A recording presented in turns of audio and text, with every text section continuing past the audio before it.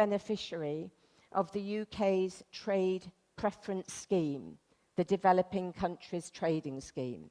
This gives Bangladesh duty-free and quota-free access to the UK market until 2029. And after that date, 92% of Bangladesh's exports will continue to get duty-free access to the UK.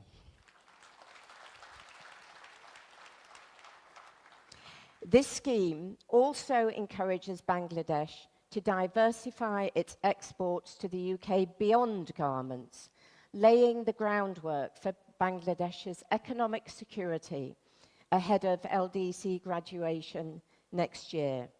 The Developing Countries Trading Scheme provides opportunities for UK buyers and Bangladeshi suppliers across an increasing range of products.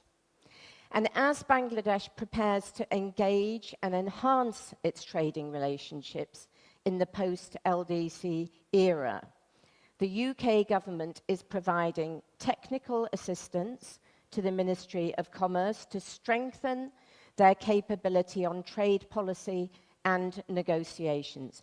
I'm also pleased that His Majesty's Revenue and Customs will be providing capacity building support to the Customs Wing of the National Board of Revenue to enhance trade facilitation. Taken together, these initiatives constitute significant UK contributions for Bangladesh's LDC graduation process.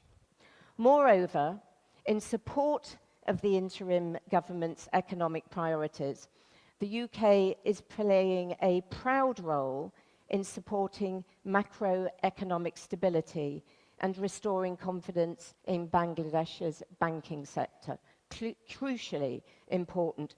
And that allows Bangladesh to tap into the world-leading UK expertise in the financial services sector and build resilience in countering economic headwinds. The UK offer does not stop there, however, it's further complemented by our British investment partnerships.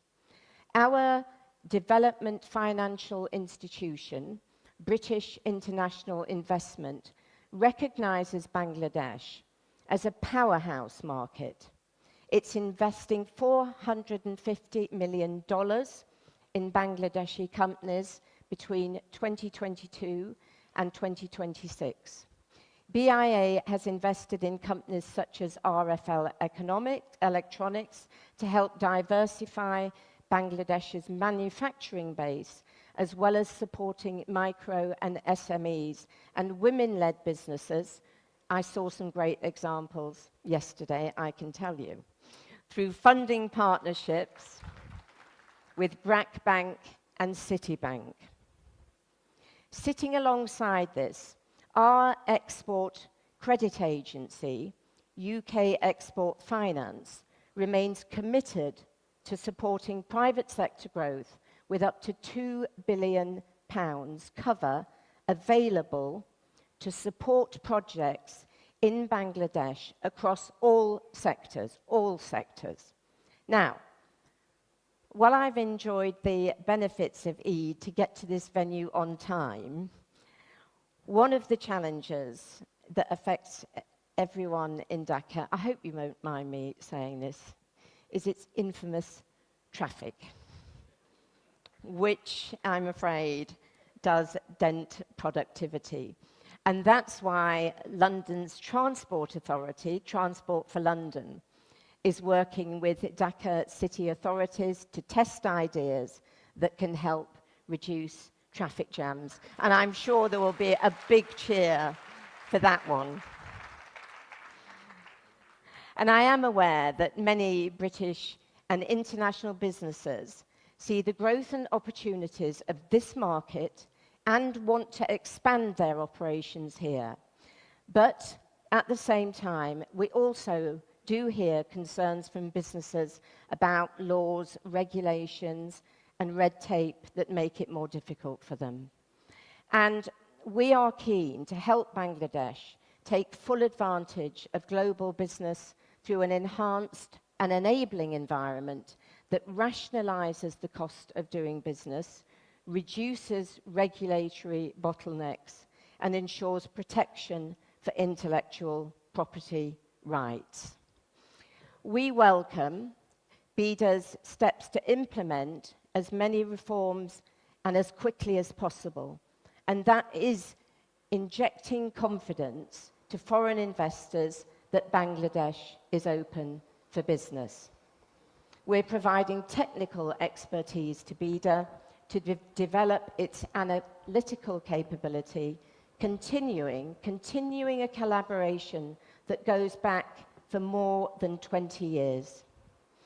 The UK is also committed to supporting Bangladesh's ambition to become a knowledge-based economy. Transnational education, or TNE, plays a vital role in this by bringing world-class UK education directly to Bangladeshi students.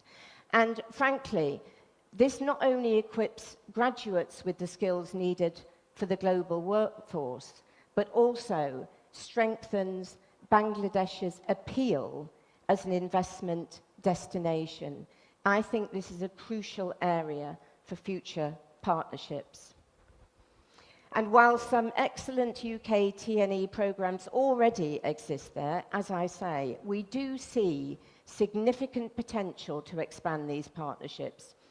The UK government, through initiatives led by the British High Commission and the British Council in Dhaka, is actively working to foster an environment where these collaborations can flourish. And we believe that by working together, we can, as I say, further strengthen the educational ties between our nations, benefiting both our economies and our people. Moving to our climate partnership, we're working together to unlock investment in clean energy and climate adaptation solutions. And we do want to harness the UK's world-leading financial sector and renewable energy expertise to help deliver Bangladesh's climate ambitions. And we all know in this room how important that is for the future of the world. In defence, we both share a deep and enduring commitment to a free and open Indo-Pacific.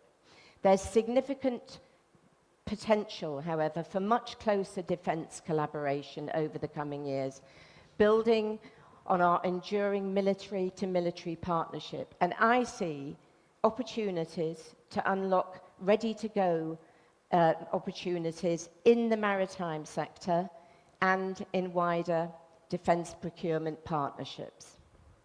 So, now as Bangladesh diversifies, I call to action British companies across all industries. Come out to Bangladesh, seize the opportunities here.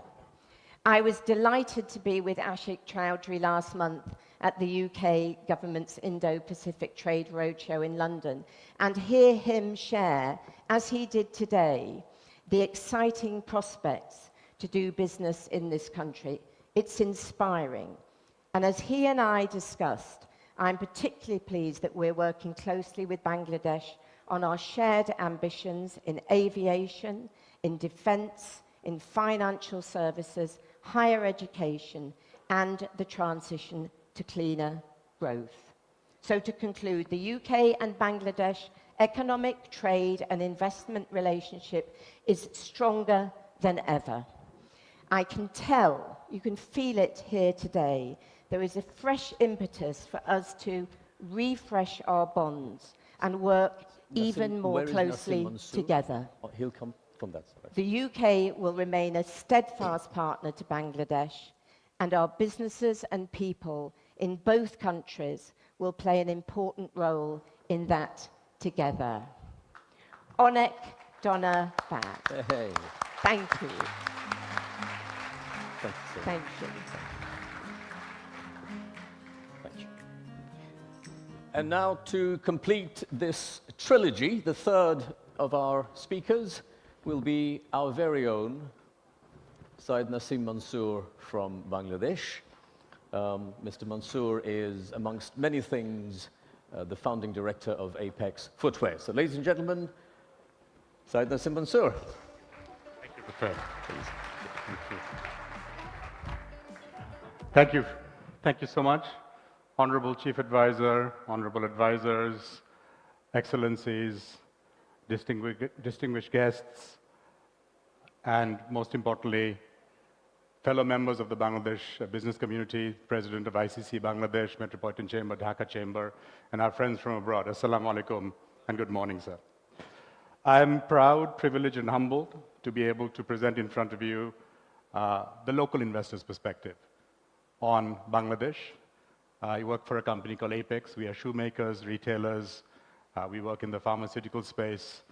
But I'd like to start by doing the pop quiz that seems to be the style today. This morning, we were asked many, many things. And I think one of the things I would like to ask the audience is that what do you think a Qatar Airways pilot, a caregiver in Japan, Michael Kors handbags, golf clubs sold in Japan, and ocean-going vessels have in common? Any ideas? They're all born in Bangladesh. Thank you. This is what Bangladesh does. We create, we innovate, we find ways, as we heard from the CEO of Inditex. If nothing, we are creative. And the reason that we are here today, ladies and gentlemen, as the private sector of Bangladesh, proud to represent Bangladesh, is that number. It's not 165 million, it's not 170 million, it's not 175. It's the 114 million labor force of Bangladesh. This is the strength of Bangladesh. We talk about the three unspoken heroes, ladies and gentlemen. The farmer, Bangladesh, a tiny country half the size of Ohio, which feeds 170 million people. We talk about the migrant workers of Bangladesh sending back record amounts of remittance to Bangladesh, sustaining the consumption and the growth. And an area which is particularly close to my heart, the people who work on the shop floors of Bangladesh, making product from Bangladesh. For the wages that we are able to pay and that inshallah we will continue to raise, for the productivity that we get, for the quality that we deliver, for the obstacles that we overcome, there are very few countries in the world that has this quality of workforce. One of the things I never like to say, and I think we would like to consciously avoid, is the word cheap labor. I think it's demeaning to our labor. Our labor is not cheap. We have low-cost competitive labor that is some of the finest in the world, and you can ask any investor in Bangladesh. We have some of the most productive factories in manufacturing groups in Bangladesh. I'll name one, Coats. Coats is one of the largest thread manufacturing groups in the world. You'll be happy to know that their highest productivity factory is actually in Bangladesh. So there are many, many examples with the right management where this can be done. Now, the private sector that I represent, 76% of the total investment comes from the private sector. And what we have done is we have created markets, we've disrupted industries, we are born to export as RMG, as leather footwear where I work, we are agile and brave, and we are globally connected.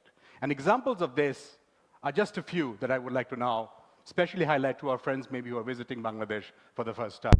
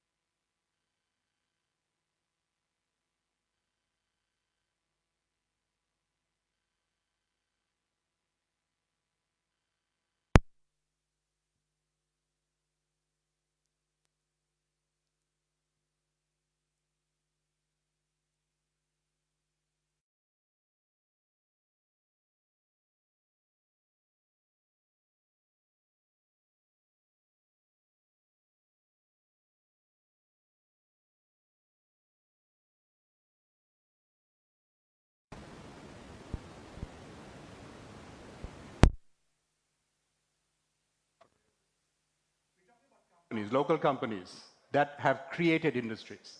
And let me tell you what would have been in that slide when that slide comes back. We talk about companies like Kollol. In the late 1970s, they decided that there is a market here for facial tissue, and everybody laughed at this company and said, facial tissue? And they went to the United Kingdom and then licensed Fay tissues. And today, facial tissue is a multi-million-dollar industry in Bangladesh. We're talking about companies like Square Pharma, which today not only manufactures FDA-certified grade pharmaceutical in Bangladesh, but actually has a plant in Kenya serving the African continent. We're talking about a company like Akij Bashir, which, by the way, is making European quality glass, but is also 51%, according to the website, solar.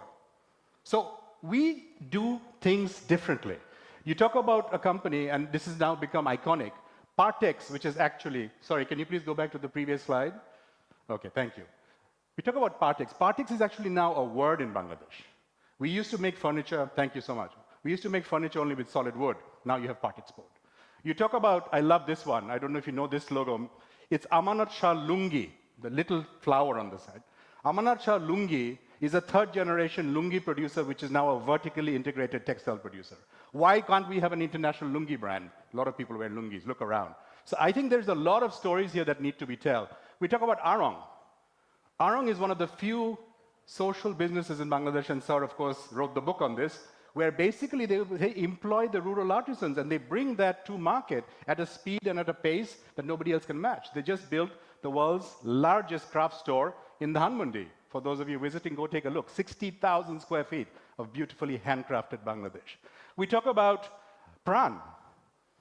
You can go from Africa, I think, to Antarctica, and you can go anywhere, and our version of Pran, of the famous patata chips, is everywhere.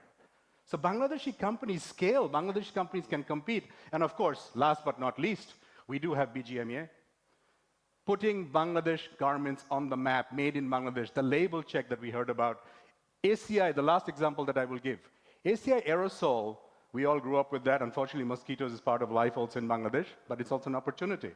This was a brand that was built in Bangladesh, then acquired by a US company. They came and they bought the brand. So Bangladesh is building brands not only for us, but for local investors. Now, Bengalis, traditionally, we have had this rep of being the babus. For those of you who don't know what a babu is, we tend to be not risk takers, we're risk averse, we like the nice government job, we like to have the 9 to 5, we're not the greatest entrepreneurs. That was the old Bengali. But look what the Bangladeshi Jadoo has done. We have gone in and we have found markets because we see opportunity to create, to disrupt, to find new ways to lead. We can scale. Bangladesh is one of the few markets where you can scale. You can test something and then you can roll it out to 20 million households. Talk to the people in Telenor, they will tell you. Ability. I think the ability to learn and to grow, not only just at the shop floor level, at the managerial level, entrepreneur, unbelievable. Very, very steep learning curve. And most important, a sense of responsibility. In the previous slide, I had a company there called Ispahani. All of us who are from Bangladesh know Ispahani. We are proud of this company now, more than, I believe, 3 generations, if I'm not mistaken, in Bangladesh. Run one of the finest eye hospitals in Bangladesh. Nobody forced them to do this. Nobody gave them a tax break initially. I know Chairman NBR is in the room. Hopefully he will consider, sir. But they did it because they care and they love this country. So social responsibility was being done in Bangladesh before it was a word. Now, what are the next big things? We've all been talking about agro, but the one big thing I want to talk about is healthcare. If you look at how much money leaves this country, $5 billion officially that we know or we don't know, nobody knows the real number, and I'm so happy to hear that from China to other countries, people are being encouraged and incentivized to set up those facilities here. Look at that growth, $820 million just for medical equipment, make it in Bangladesh. This is the opportunity. Consumer electronics, we still have a tariff rate, tariff is the word today for everybody, almost 26% tax. It's a $1.65 billion market. We have local brands like Symphony who came in and started manufacturing phones, and now we have Samsung doing the same here. What's the next one? This is my favorite, skills. Ladies and gentlemen, this is not only a need, but it's a business opportunity. When you have 2 million people coming into the workforce, when you have one of the highest unemployed, educated youth forces in the world, we need to find ways to skill. And creating skills is business. Let's take some examples. Japan needs caregivers. I was having a conversation with a Brazilian company. They are one of the biggest producers of halal meat in the world. But, sir, they have 30,000 factories where they are short of Maulanas because they can't certify it as halal. Why is this not an opportunity that we look at? How much longer do we just sending low-skilled and unskilled? So skilling is a huge opportunity for us. Logistics. You look at the millions and the billions of dollars going into land ports, seaports, airport, facilities management. I would like to request the chief advisor and the advisors, please look at managed services. Let's look at how we make this logistics. We are paying a lot of money, taxpayers' money, sir, for the hardware. Where's the software to manage this? Can we bring in internationally reputed players to manage these facilities so that we are more competitive? And of course, beyond apparel, we've heard this above, beyond and beyond. I think with the 10x growth in the last 20 years, global competencies that we've already acquired, and we have an export culture and DNA. In July and August, our exports did not stop. This country is resilient, this economy is resilient, we find ways out. A lot of countries would not be able to cope the kind of shocks that we've gone through. We are moving towards higher value added. Bangladesh is now making boots for the FBI that export at $85 made in Chittagong. We need to be proud of this kind of product. We are exporting sleeping bags. We are not just apparel or even shoes or even ceramic. There's a lot more happening. We know the story, 34 million, that MAC population that we all talk about, but most important is the growth rate. If you look at the 12.3% growth rate on a compounded basis, that's where we're going at. It's a young population, much younger than our competition. It's digitally ready. We can see that there's a lot of digital readiness penetration. There are obvious cost savings, but this is where I'd like to take a little bit of time, and this is where we talk about the transformation of the economy. Of course, there are challenges. There is always a risk-reward ratio, and there is a premium that you factor in your pricing. These are the areas that we have been asking to do work. We are now seeing the government focus on each and every one of them, whether it's a global regulation and standardizing our standards, whether it's access to capital. We've been hearing about Orange Bond, for example, newer ways to finance, how to raise competitiveness, how to create a level playing field for everybody. And I know the Ministry of Commerce is working very hard with the National Board of Revenue to do this. And, of course, the stabilizing macro situation. We have gone through an extremely turbulent period in our economy, but we are seeing some green shoots, and we are seeing also specific actions. There's too much information on that slide, but online document submission before ships arrive, very low-hanging fruit. Should have been done a long time ago, already done. Online payment. So in each and every one of these areas, whether it's, I want to thank the BIDA chairman for this. Trade licenses, why every year?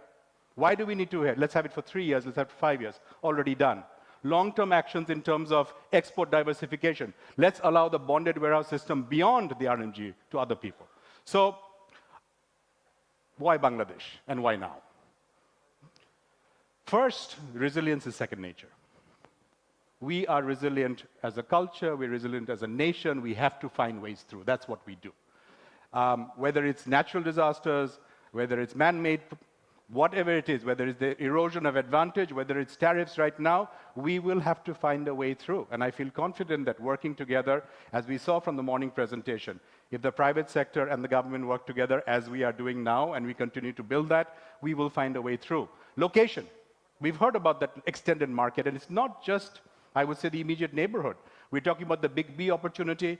According to the World Bank, the potential for increased growth in South Asia alone is $11 billion. So it's not just the Bangladesh market, it's way beyond that right now. I completely agree with Lutfe and with Ashik. Manufacturing is the story and must be the story, ladies and gentlemen. We have a population that is ready, that is willing to work in factories, that is not yet, if I may use the word, over-entitled, and they have the skills and they can be scaled.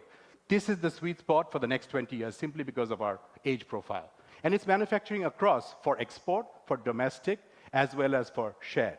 The macroeconomic stability, we are seeing some very, very encouraging signs. The improved volumes of payments, the stabilized exchange rates, we are seeing rebuilding foreign reserves, and very important, inflation starting to trend down. This affects us everywhere, whether it's the domestic consumption story or the export story. And last but not least, most important for all investors, domestic and, is governance. And this focus on governance and 4 specific areas that we would like to appreciate. The judiciary system reform, we are seeing dedicated commercial courts come up so that the speed of resolution is faster. The public administrative reform, I think the idea that there has to be a service culture in public administration is taking hold. Financial sector reform, and of course, a zero tolerance on corruption. This is what foreign investors want to see. So, my concluding thoughts? Yes, we all know this number, right? There are more Bangladeshis than there are Vietnamese and Thais combined. But it's not just about the numbers. There are a few words in Bengali that do not translate. Man, Obhiman, and one of my favorite words is Shokhin. Sir, you can help me, but I don't know how to translate Shokhin. I believe it is people who like to buy things, who like to have nice things, not just buy, have nice things around them. We have a Shokhin culture. And this is a culture that's not just about consumption and materialism, it's also about appreciating what we have. So I would say to you, Bangladesh is investable, Bangladesh is invincible, and Bangladesh is in us. Thank you very much. Thank you.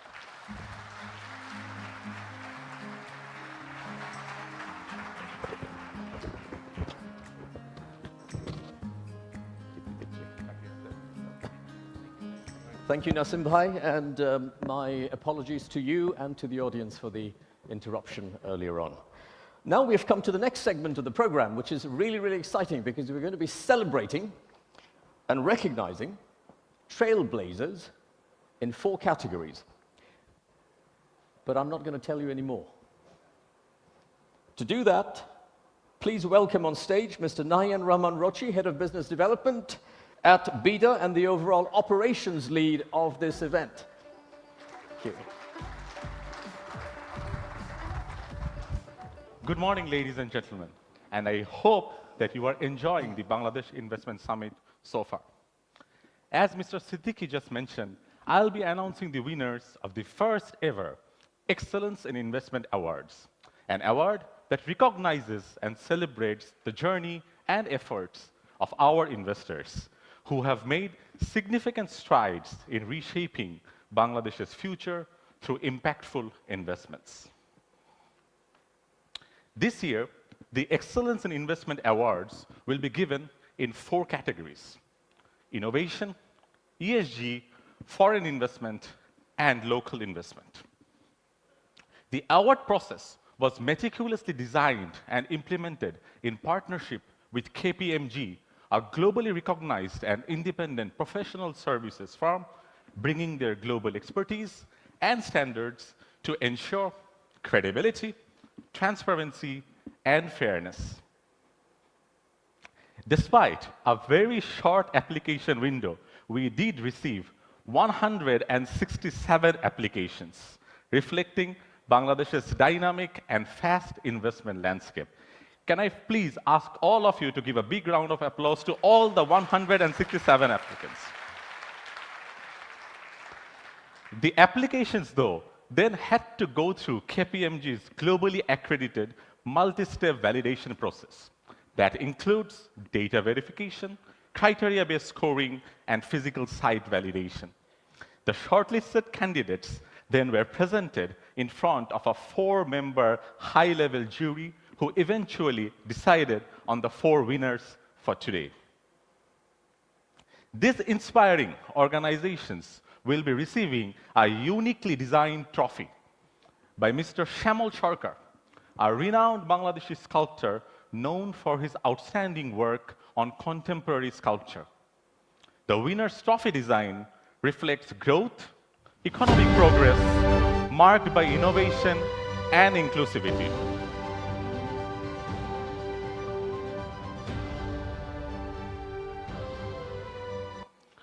So, ladies and gentlemen, are you ready to know who the winners are? But a small note before I announce.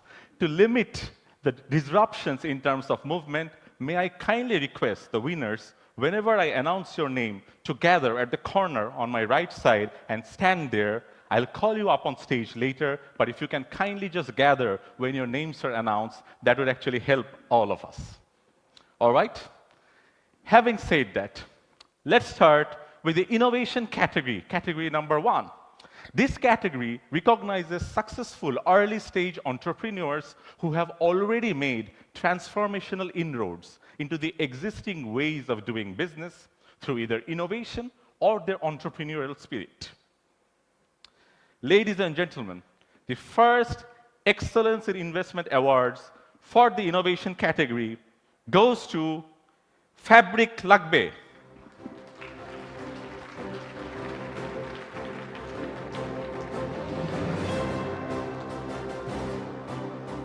Established in 2021, Fabric Lagbe has played a revolutionary role in simplifying the textile industry ecosystem by creating a digital marketplace and automating the different elements of the value chain. Can we have a AV on Fabric Lagbe, please? In just 3 years, Fabric Lagbe Limited has redefined Bangladesh's textile sector, digitizing trade, connecting 7,500 plus buyers, and empowering over 500 women entrepreneurs. Through bold innovation and inclusive investment, Fabric Lagbe is building a smarter, more connected textile ecosystem, reaching over 100 countries worldwide. Today in Innovation category, we honor Fabric Lagbe Limited with the Excellence in Investment Award 2025 for creating an innovative digital marketplace to ease the fabric production, procurement, marketing, distribution, and sales processes. Congratulations, Fabric Lagbe Limited. Congratulations. Moving on to the second category, ESG. Sustainability and responsible business practices are the foundation of this category, and it recognizes organizations that have documented proof of contribution in environmental, social, and governance space through their investment strategies. The award for the ESG category goes to Walton.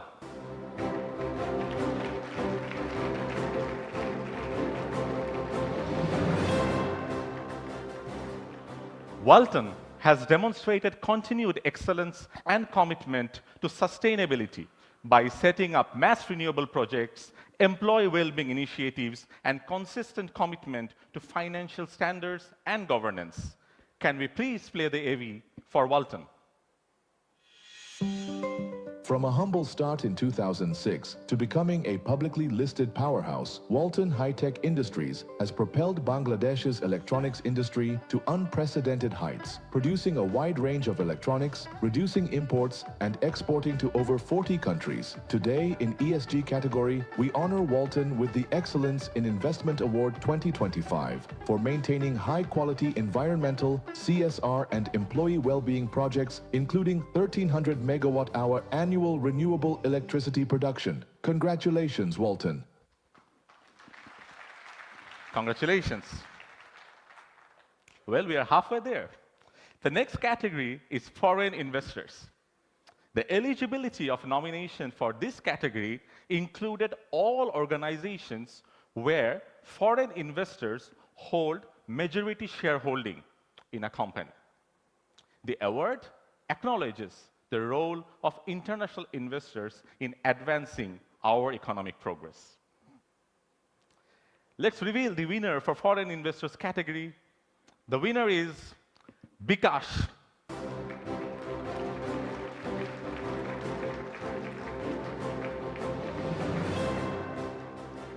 Bikash is the first unicorn startup of Bangladesh and has been consistently maintaining a stellar track record on both financial delivery and return for investors. Please, let's see what Bikash has done in the video. Launched in 2011, Bikash has attracted global investors like IFC and the Gates Foundation, powering Bangladesh's digital financial revolution. Bikash continues to transform lives through sustained investment and innovation. Today, in Foreign Investment category, we honor Bikash with the Excellence in Investment Award 2025 for high gross turnover delivery, lower bank debt, and excellent gross profit margin of over 20%. Congratulations, Bikash.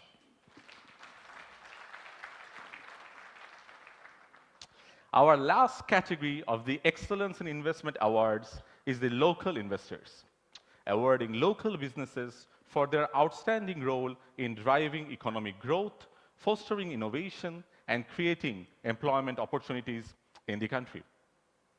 Always a big category, the local business won. The winner for the local category is Square Pharmaceuticals.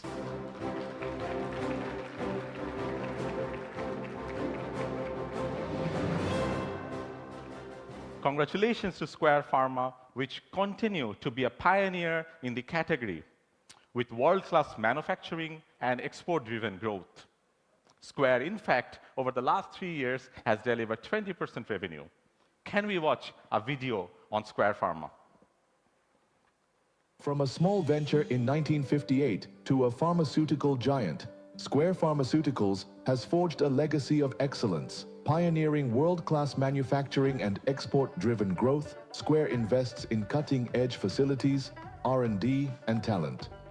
Today in local investment category, we honor Square Pharmaceuticals with the Excellence in Investment Award 2025 for long-term investment commitment, average revenue growth of over 17%, and excellent return on capital employed. Congratulations, Square Pharmaceuticals. Congratulations, Square Pharma, and to all 4 winners. Your contribution and inspiring stories will truly leave a legacy in our investment journey. Also, a shout out to all our applicants who participated in this year's Excellence in Investment Awards. You truly are the heart and soul of this economy, and we are truly, truly grateful to you. At this stage, to hand over the trophies to today's winners, may I humbly request our chief guest, Dr. Mohammad Yunus, Honorable Chief Advisor of the Government of Bangladesh, to kindly come to the stage. I also request Mr. Ashik Chaudhry, Chairman of Bida and Beza, and Mr. Lutfi Siddiqui, Special Envoy to the Chief Advisor, to accompany Sir to the stage.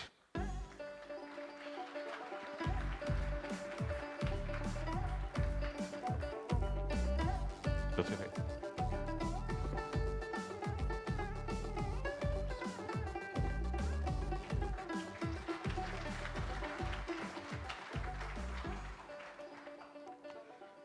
All right. I would now request the winners to come onto the stage one by one and collect the awards from the chief guest. First category, innovation. May I call on stage Mr. Mohammad Nazmul Islam, Managing Director, Fabric Lagbe, to come onto the stage.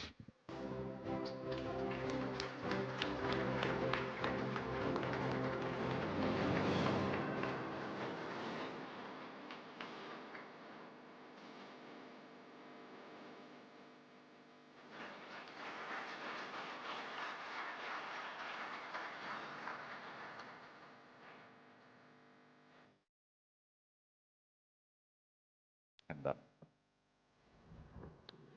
Next, for the ESG category, I humbly request Mr. S. Mahbubul Alam, Managing Director of Walton High-Tech Industries, to come to the stage.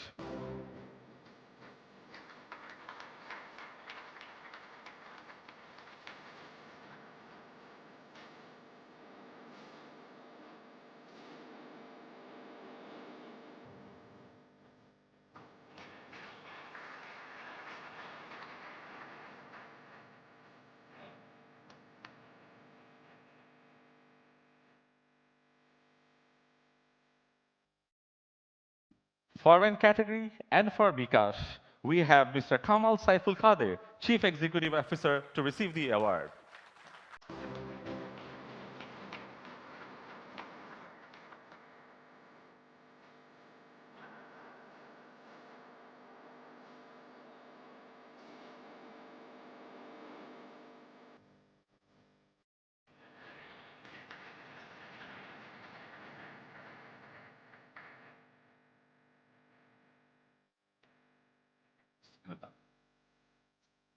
Last but not the least, for the local investment category, I request Mr. Eric S. Chaudhry, Director, Square Pharmaceuticals, to come to the stage and receive the award from the Honorable Chief Advisor.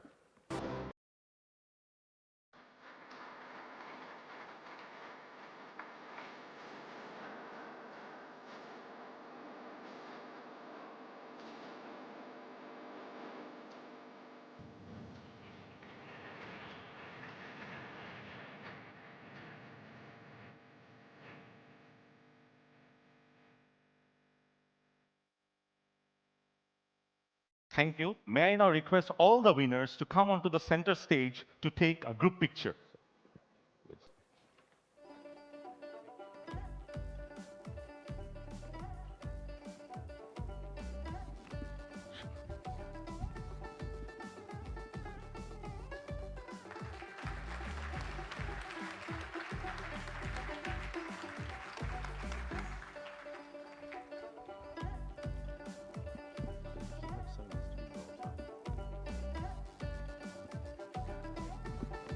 Thank you. That concludes our Excellence in Investment Awards, and I now request the winners to go back to their respective seats. Thank you, everyone. Hope you enjoy the rest of the session.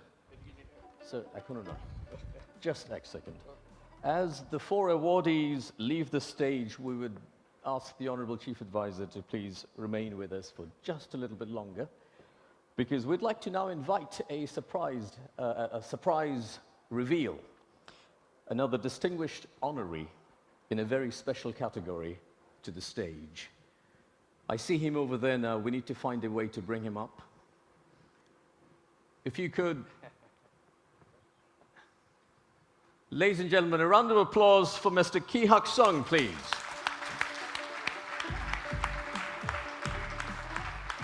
As Mr. Sung makes his way to the stage, let me just say a couple of words. He's the founder, chairman, CEO of Youngwon Corporation, a Korean multinational company specializing in outdoor clothing and footwear. The firm is a global leader with production facilities in multiple countries, not least here in Bangladesh. We're truly grateful for his 45-year-long dedication to this country and his pioneering work developing the eco-friendly Korean export processing zone over the years. And today, we are delighted to award Mr. Ki Hak Sung an honorary citizenship of Bangladesh.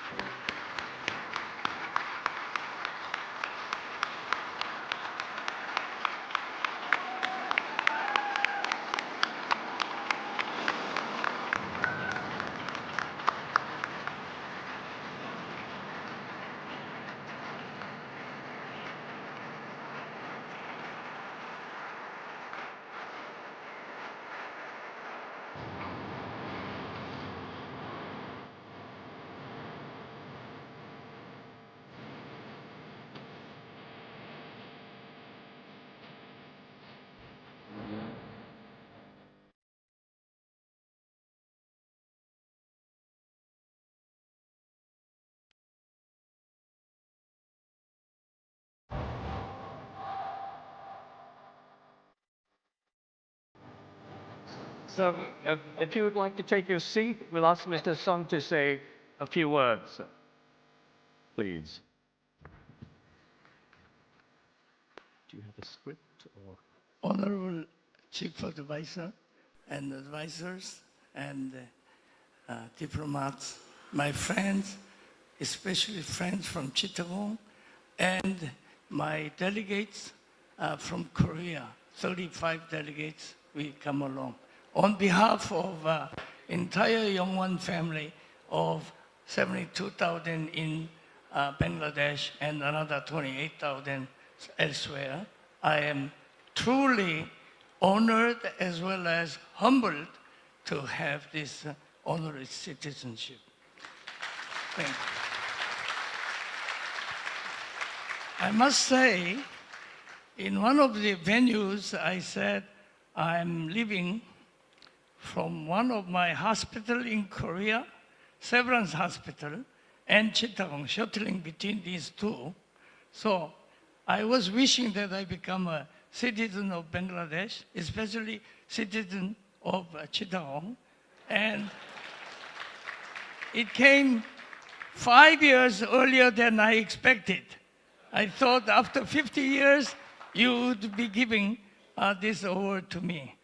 Thank you very much, Honorable Advisor. This is more overwhelming, honored we are because Chief Advisor, Professor Muhammad Yunus is awarding this to me. Thank you very much.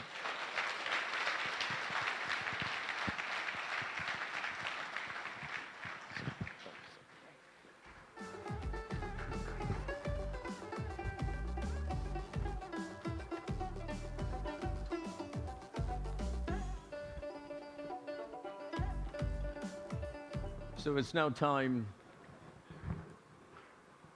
for the grand finale of the opening plenary. It's time for us to now hear from our chief guest, our chief host, and the Honorable Chief Advisor of the Government of Bangladesh. Ladies and gentlemen, please welcome Nobel Peace Laureate, Professor Muhammad Yunus.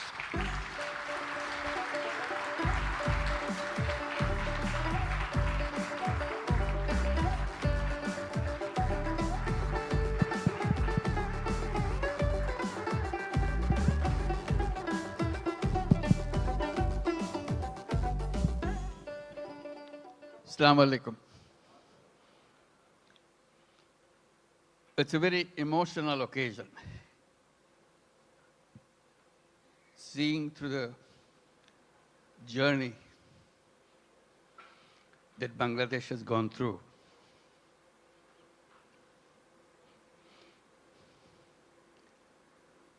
The people who are just presented, they are the heroes of Bangladesh. Let's give another big applause for them.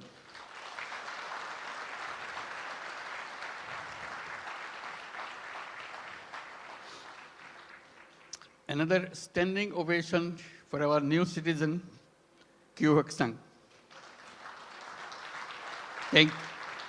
Wonderful. His dedication, his commitment. Thank you. Please have your seat. Just doesn't have any boundary. He loves Bangladesh. He worked for Bangladesh. He loves the nature of Bangladesh. I wish you could visit his factory. And he brought so many delegations this time to come to show his new land of citizenship. Can the members of the Korean delegation please stand up so that we can give you applause? Yes, indeed. Thank you. Thank you so much. Wonderful. Yeah. Fantastic. This is your home too. We'll make this home beautiful home.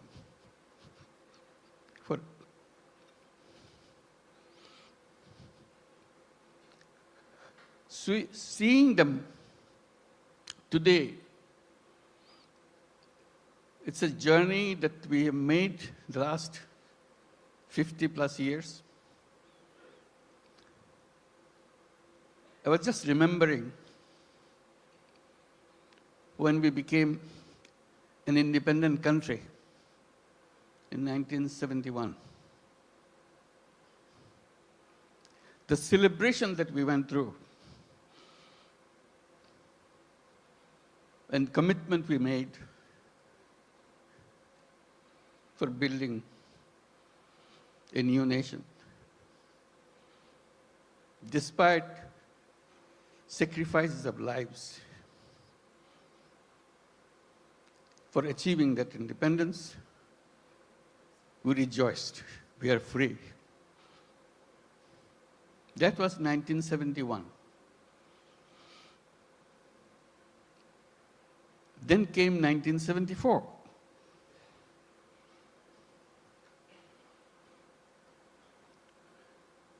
Today we are talking about 180 million people.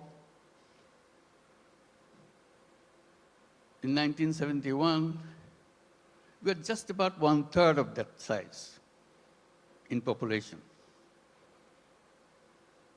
Still the same country. 74 is a year that we cannot forget.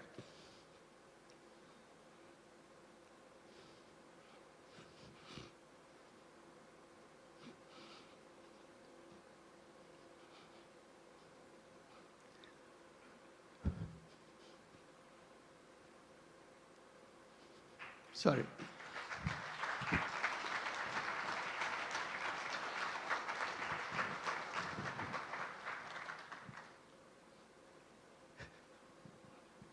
Sorry, my words. I cannot bring my word. People died of hunger. A famine throughout the country.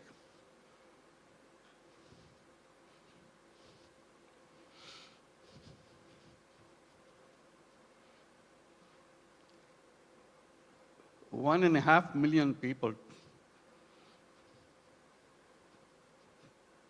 died.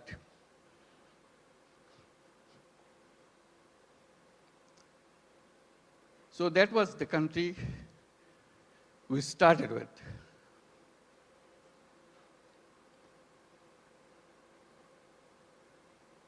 We used to grow one crop.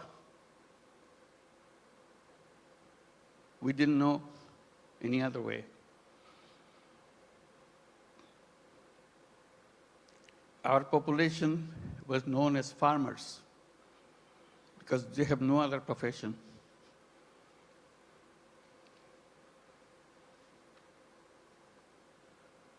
And of them,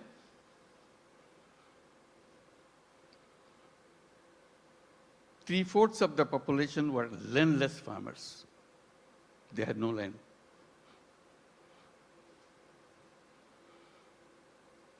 They used to lease in a tiny bit of land from the people who had little bit of land to make a living by one crop. If you heard the word dirt poor,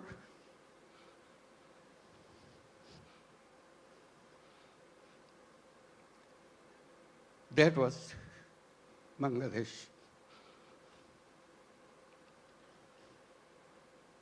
Very difficult life. So if you take that journey from 1974 to 2025, it's an amazing journey. Here we're talking about all these big industries and so on, and inviting you from so many countries to set up more industries. We're talking about the big market, talking about the big, intelligent young population.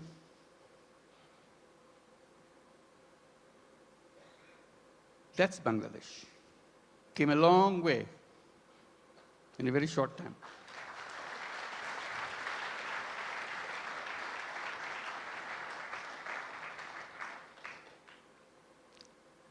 In that famine-ridden country, one little initiative came just to relieve the burden of watching what's going on. To help people to lend money, tiny little money, $2, $3, so that they can start a business, focusing particularly, specifically on women. They are the most destitute of all.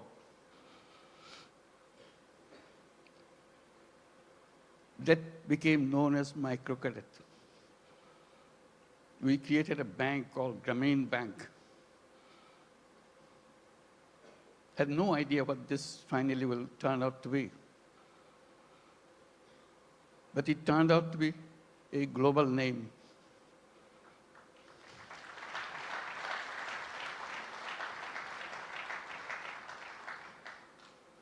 Because no matter which country you are, you have little Bangladesh of 1974 inside of you. You don't recognize it. You hide it by giving public money to them. So I always raise the voice. Giving public money to poor people is no solution at all.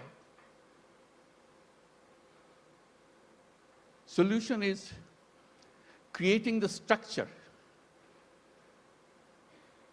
framework, will unleash the energy of the people. And microcredit was just a small effort of that.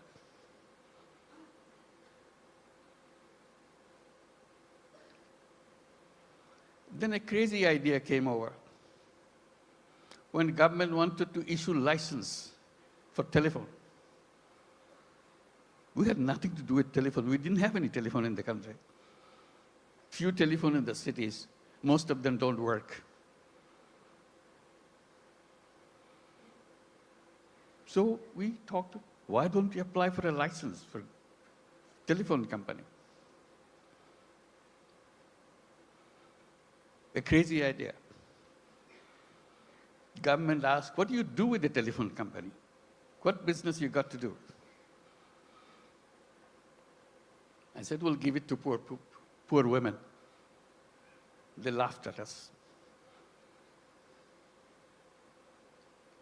To make a long story short, we got the license. Called it Grameen phone, because we had the Grameen Bank, Grameen phone.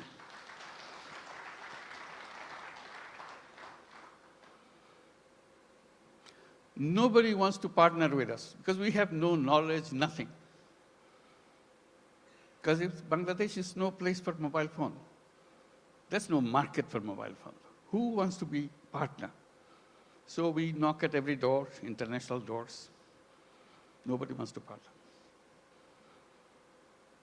Finally, someone I personally knew in Norway, who happens to be chairman of Telenor.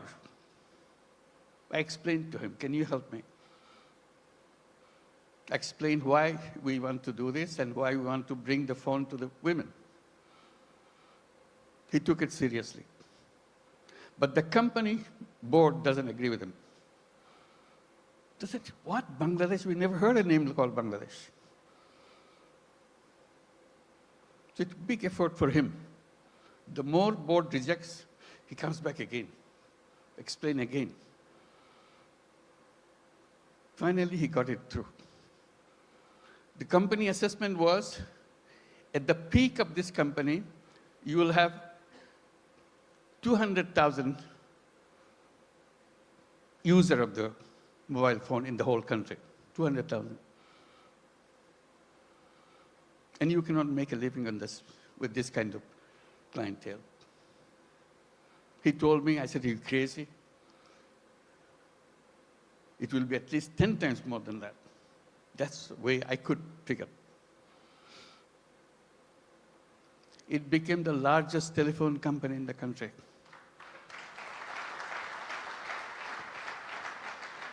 And women were the recipient of those telephone handsets. To turn them into what we call telephone ladies, sell the telephone service of the company. Men cannot apply, men cannot get the phone. Only poor women of Grameen Bank, not all women, only poor women of Grameen Bank can get a phone. Totally illiterate, has nothing to do, doesn't even know what a phone is. We train them. They started selling the service, saying, if you want to make a phone call to your son in the Middle East, in the meantime, Middle East saga began. So people wanted to talk. It became a roaring business. Soon, 100,000 women selling telephone service all over Bangladesh. It became so popular, everybody wanted to have a phone. Changed the whole company. At that time, there are other companies coming up around the world. They were focusing on their cities. The newspapers were covering us, not them. It became well known. So they started copying. For the first time, the idea came, phone have some use in the villages. They had never idea, no idea at all. The telephone has any meaning in the villages. They're always concentrated on the cities. Telephone industry globally changed.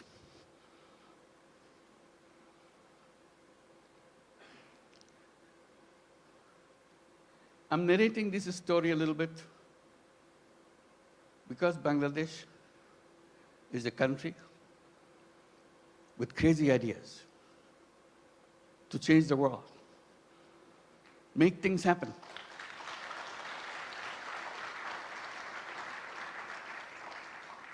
Everyone you saw on the stage receiving the award has a very powerful, crazy ideas and made them happen. So we invite you to join that crowd. Not only change Bangladesh by your business, change the world.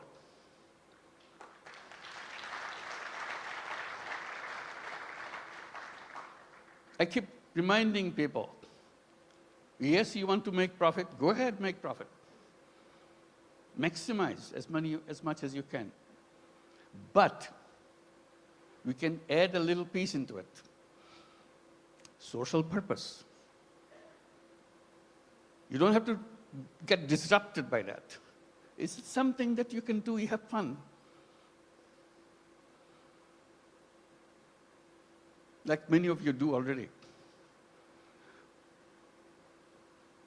So if you want to make a business with a purpose, along with the business that we do, Bangladesh is the place.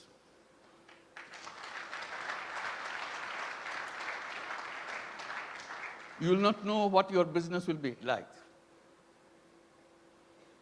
Why the whole world is following you.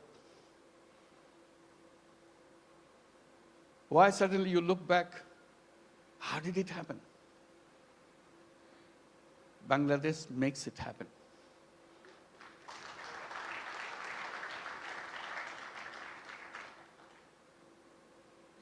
Always people explain how happy you got, you make money, we show the bottom line, fantastic thing.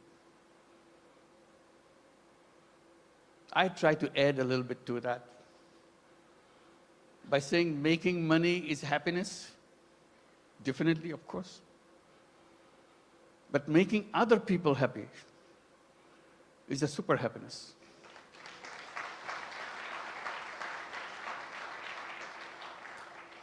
If you have business in Bangladesh, you will have both happiness and super happiness. That you get extra with no cost. You'll be proud of what you have done. Like the people who stood here felt that. Super happy. Did something which impacted in people's lives massively. With a country of famine, we're now talking about global entry to the businesses and everything. And at the same time, I'm just pointing out, which has been pointed out already, we don't look at Bangladesh alone. It is only one piece of the economy. We see the whole region, very powerful region, lots of resources. We work together, facilitate each other. It's not the business to grab everything out of you, it's a competition, you grab things. We twist a little bit. You earn money, but earning money together, changing the life of the people together, is a fun, is something that immeasurable. And each of your company can enjoy that super happiness by expanding and reaching out. Reaching out, the impact that you make, you never explored. Just a little opening. That's the magic. changes the world. We said business is the most powerful mechanism by which you can change the world.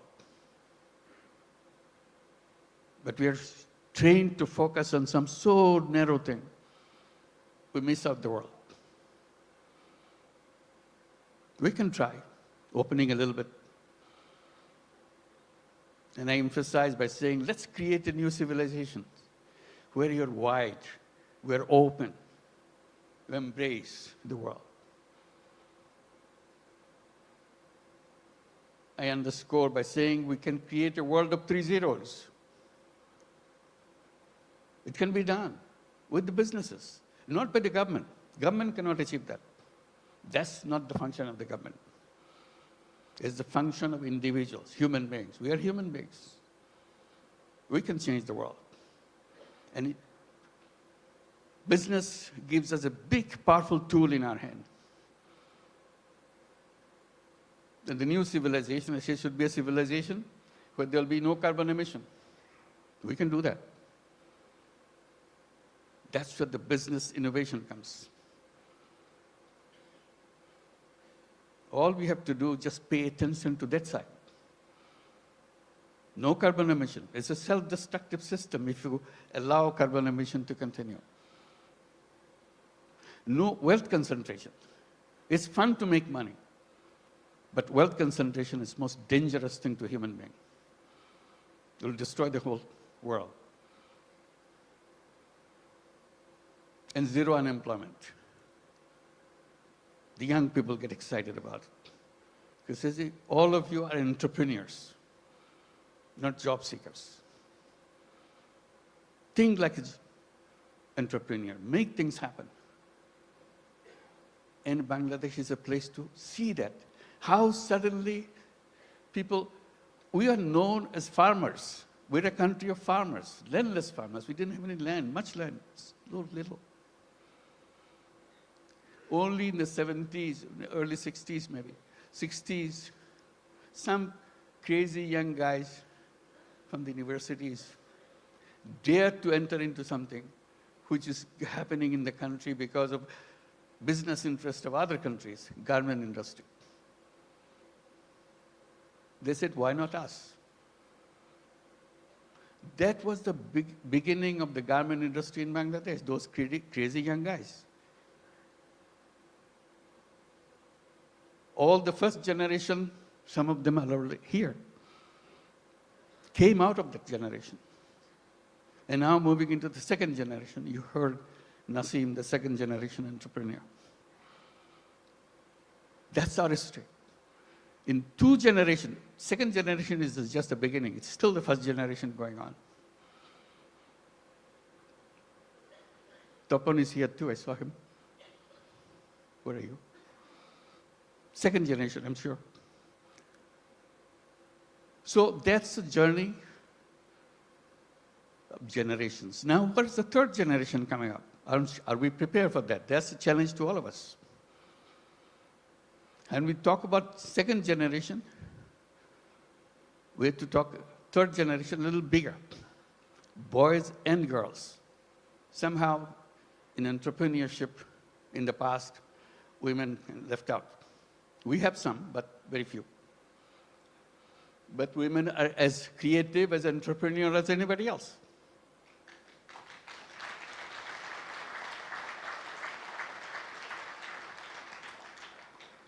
Together, those young generation will change the world. They have the technology, they have the creativity, innovativeness, and problem-solving ideas. We don't have to look at the problem the same old way that we did 50 years back,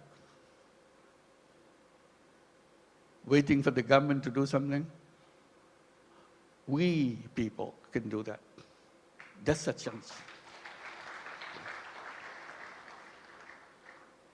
So today it makes me very happy that we can gather together,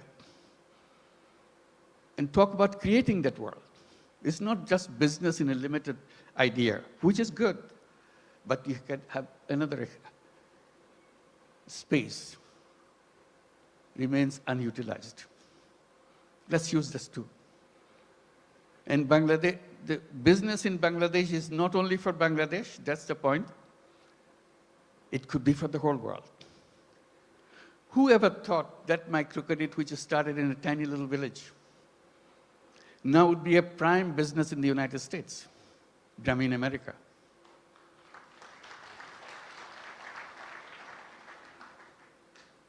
Millions of women take money from Grameen America. Loan size, in the American terms, less than $1,000. Imagine needing less than $1,000 in the United States. Such a hassle, such an impossible thing. They get so grateful that somebody gives them, usually $500, $600. Now the whole Grameen America became annually about $2 billion a year. In the next 4 years, it will be $5 billion a year. It's growing very fast. So little things.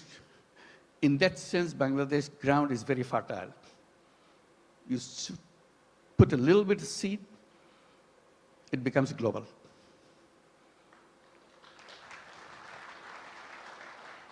I wish I could tell all the stories that happen in Bangladesh, but I get very tempted, but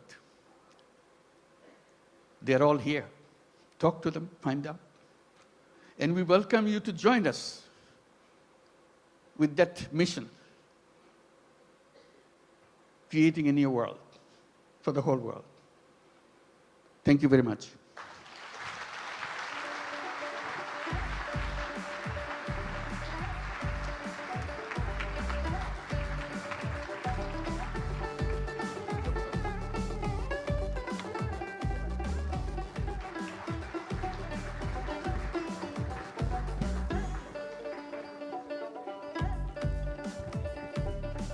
Ladies and gentlemen, requesting everyone to stay seated until our Honorable Chief of Advisor is departing the hall. Thank you. Ladies and gentlemen, humbly requesting everyone to stay seated until our Honorable Chief of Advisor has departed the hall. Thank you. Could I get the microphone, please? Can you hear me? Okay, so we've come to the end. Thank you for staying with us for a little bit longer for two reasons. One is that the Chief Advisor is going to walk around the Youth Entrepreneur exhibition outside, and SSF would like us to stay here for the duration of that. So hopefully it'll be done in just a few minutes. But also because I wanted to say a few words, if I may. First of all, the quiz. When the Chief Advisor said Bangladesh is a country of, what did he say? What ideas? Crazy ideas. And what did he say in that same sentence? Bangladesh is a country of crazy ideas, and we? No one remembers the second part? We make things happen. That's right. Country of crazy ideas and make things happen. That is the main mantra that I'm taking away today from his points. Could we also take this opportunity to please thank our colleagues, led by Ashik Chaudhary, who have put together this spectacular week, this wonderful event. I know that for them this has been a labor of love, but they've really been giving it their all. And the best thing that I like the way they've done it, is that it has been a collaborative effort between the private and public sectors, and those of us who are resident here and those who are away. My third and second last message is that, particularly for those of you who are visiting from outside, but also for those of us who are based here. You'll be here for a few days, attending some of the deep dive sessions. You'd have seen and heard some things earlier today. If you like what you saw, if you feel that your beliefs, your prior beliefs have changed and have been updated, then please, you can do us a huge favor. If you go back to your own communities and help spread the word. We could really do with a lot of help in being, what's the word that Ashik used at the start? Ambassadors of the message that we'd like to give out. And then finally, I believe there is going to be a QR code. Could we get the QR code up? There'll be a QR code up very soon, and as soon as we have that, if you wouldn't mind scanning that and give us some feedback. We would like this to be a learning affair. We want to do better next time round and the next time round. So it'll be wonderful if we could get your feedback, and that's all that I have to say for now. Please stay seated for a little bit longer, or at least stay within the room. I'm sure you can talk to each other if that's what you'd like to do. But from me, that's that. Thank you very much for your time. I'm Lutfi Siddiqui.